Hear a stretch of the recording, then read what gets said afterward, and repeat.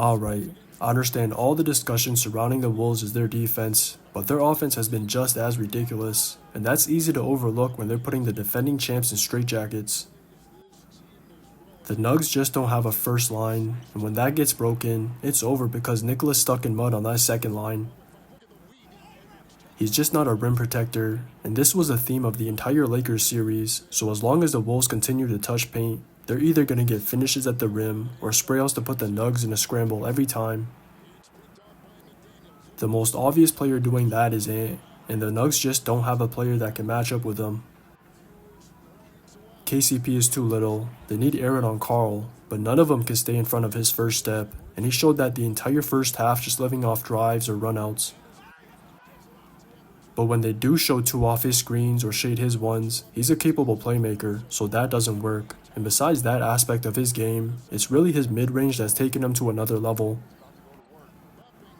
He added that to his game coming into the year, and now is paying dividends with teams giving up those shots in the playoffs.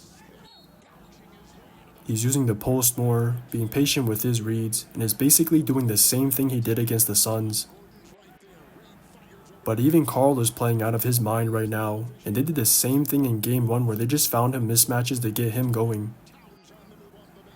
He's found the perfect balance of taking advantage of his size while still being an outside threat, and they're just maximizing him to the fullest.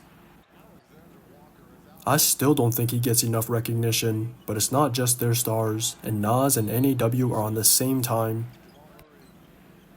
Their defense is igniting their offense, and vice versa, so they're locking up while still hitting trays on the other end. Just having those two off the bench is a lot of production, but even when the Nugs started to turn up their defense halfway through the third, they all made timely buckets to maintain control of the game, and that all goes back to their rhythm from the first half off easy ones. That's why it's important for teams to set the defensive tone early, and if the Nugs can't figure that out in Game 3, this should be a mop. Just watch the tape. Put up a three. Bullseye!